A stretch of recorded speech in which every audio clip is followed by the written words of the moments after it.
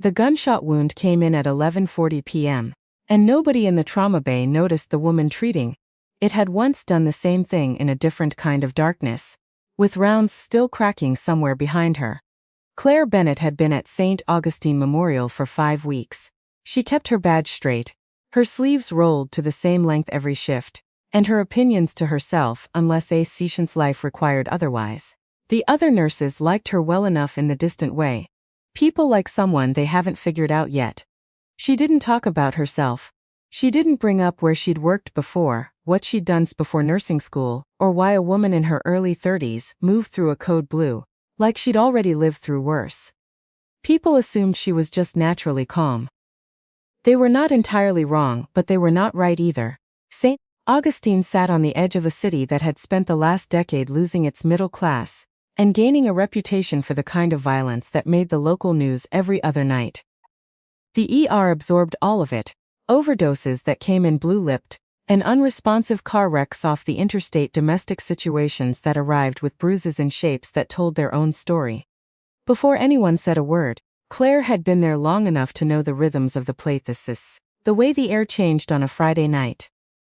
The particular quiet, right before something loud was about to happen. What she hadn't told anyone, not in her interview, not in the break room small talk, not even on the intake form that asked about prior experience in vague, forgettable language, was that she'd spent 6 years as a combat medic attached to a Marine Force reconnaissance unit, the kind of assignment that didn't show up on LinkedIn. She had packed wounds in the back of moving vehicles. She had run a trash line under mortar fire outside a town whose name she'd never said out loud since coming home. She had made calls. The kind that stayed with you. The kind nobody trains you to live with afterward. About who got treated first when there wasn't enough time or enough hands for everyone. She didn't talk about it because talking about it didn't bring any of it back to a place she could stand to keep it. Nursing was supposed to be the version of this work that let her sleep at night. Mostly, it was Dr. Russell Pratt had been the head of the emergency department for 11 years.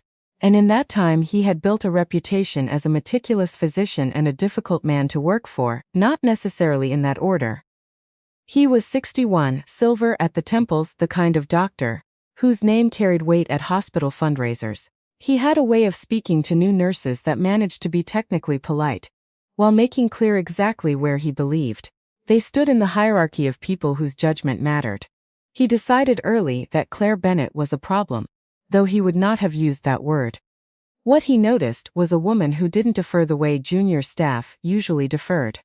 She answered questions directly. She didn't hedge her assessments to soften them for his ego. When she was right, and she usually was, she didn't make a show of it, which somehow irritated him more than if she had. It started with small corrections delivered in front of patients.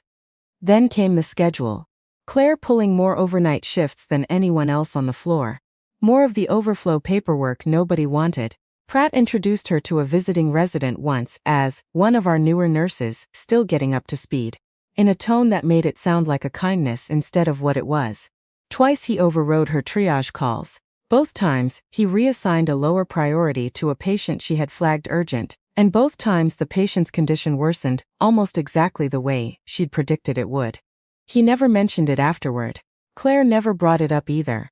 She had learned a long time ago that some battles weren't worth the air it took to fight them. Not when there were patients who needed her attention more than her ego did. She did her job. She kept her head down. She waited the way she'd waited before, for the moment that would either pass or wouldn't. It came on a Thursday morning. 4.5 weeks into her time at St. Augustine, a man in his 50s came through triage, complaining of chest tightness and shortness of breath. The kind of presentation that could be anxiety, or could be something that killed you in 20 minutes if nobody moved fast enough. Claire took one look at his color, his breathing pattern, the way he was favoring one side without realizing it, and flagged him priority 1. Attention, pneumothorax.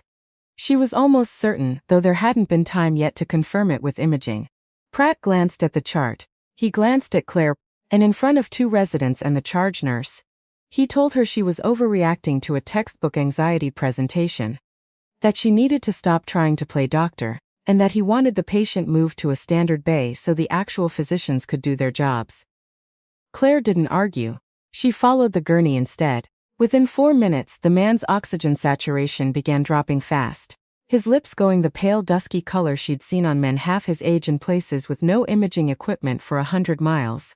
She didn't wait for authorization. She performed a needle decompression right there in the bay, her hands moving with the unhurried precision of someone who had done this exact procedure in conditions that made a hospital room look like a 5-star operating theater.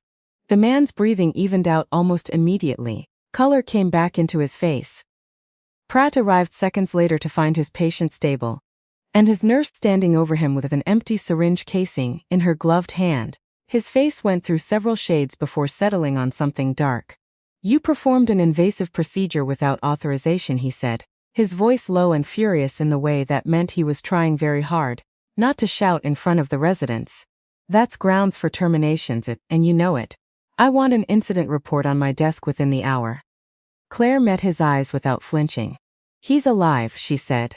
Then she went back to her station and finished her chartings, like nothing had happened at all. Nobody could say later exactly when the black sedan pulled into the ambulance bay. Only that it happened during the worst possible stretch of a Friday night shift, when the department was already stretched thin from a 4-car pileup on the interstate and half the staff was moving at a dead run between rooms. What people remembered afterward was the sound of the automatic doors opening wrong. Not the shuffle of patients or the rush of paramedics, but something heavier, more deliberate. 2 men came through first, moving low and fast in a way that civilians didn't move eyes, cutting across the room in sweeping arcs that most people in that ER wouldn't have recognized for what it was. Claire recognized it instantly. Something in her chest went very still and very awake at the same time. A feeling she hadn't had in 3 years and hadn't missed.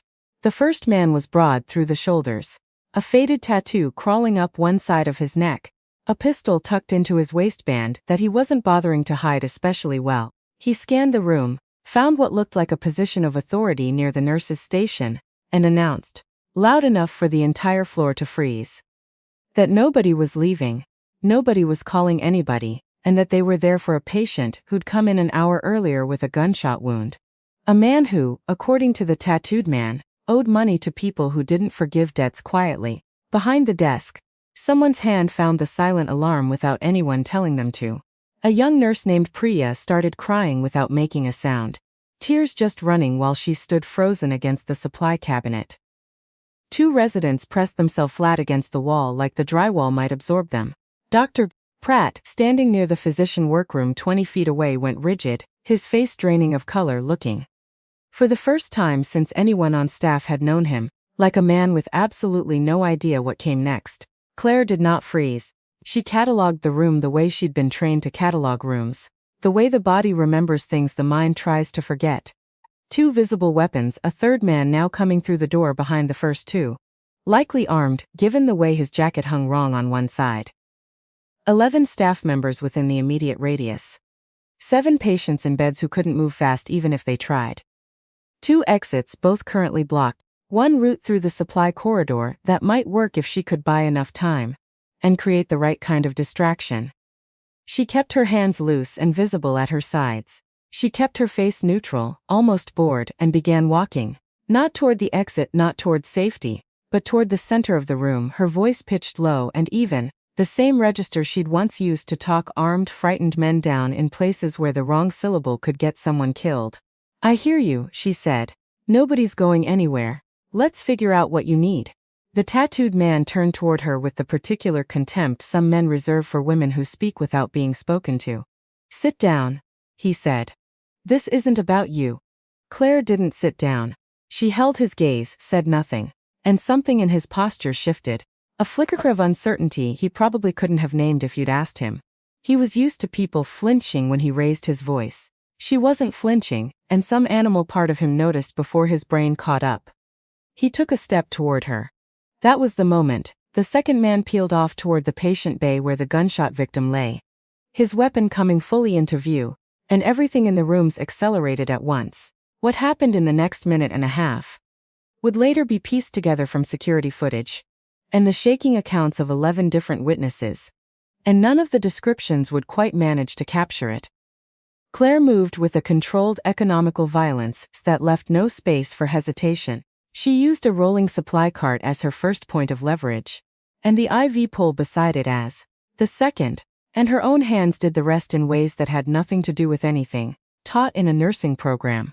The first man hit the floor hard against the base of the nurse's station, his weapon secured before he'd finished falling. The second, halfway to the patient bay, found his wrist locked into a joint hold that dropped him to his knees, with a sound that would stay with him for months afterward. The third turned for the exit and made it 4 steps before Claire's voice stopped him cold. Not a shout, nothing close to a shout, but something low and old that cut through the noise of the room and landed somewhere in his spine. He stopped. He turned. He looked at her face, and whatever he saw there made the decision for him. He set the gun down on the tile, without being told, twice. For a few seconds the whole floor went silent except for the steady beeping of monitors and Prayasha still crying, though for entirely different reasons now. Dr. Pratt stood against the wall, with one hand pressed flat against his own chest, staring at Claire Bennett, the nurse he had threatened to fire 40 minutes earlier for saving a man's life. As she zip-tied the third man's wrists, with a trauma restraint pulled from a crash cart, and picked up the radio clipped to the first man's jacket, relaying the situation to dispatch with a clip, exact terminology that made every person within earshot go quiet and listen. When police arrived 6 minutes later, weapons drawn braced for chaos, they found 3 subdued men, 11 shaken but unharmed staff members, every patient still in their bed, and Claire Bennett standing at the triage desk finishing an intake form, as though she were simply waiting for someone to tell her what came next. The lead officer, a heavy-set man who looked like he'd seen most things twice, walked straight up to her. "Who are you?" he asked, not unkindly, just genuinely needing to know. She handed him the radio. "Charge nurse," she said, 5th week. Behind her, Dr. Pratt sat down hard in a chair someone had pulled out for him, staring at his own hands like he'd never seen them before. For the first time in as long as anyone on that floor could remember, he had nothing to say at all. 2 days later, a liaison from the Department of Defense arrived to meet with hospital administration, carrying a file that no one in the building had clearance to read past the first page. He spoke quietly with the chief of medicine for 20 minutes. The chief came out of that meeting pale, and unusually short with everyone for the rest of the day. That afternoon, Claire was called into the chief's office and offered the position of emergency department clinical lead, a role that, under normal circumstances, went to someone with a decade of seniority, not 5 weeks. Dr. Pratt stood in the doorway during the offer and said nothing at all. Claire looked at the letter for a long moment, then she looked up. "I'll take it," she said. "But I want the triage protocols rewritten. The current ones are going to get someone killed." Nobody argued with her. She went back to her station, picked up the next chart and got back to work, because that was what she had always done, in every version of the job she'd ever held. The work didn't stop just because the world had finally noticed who was doing it.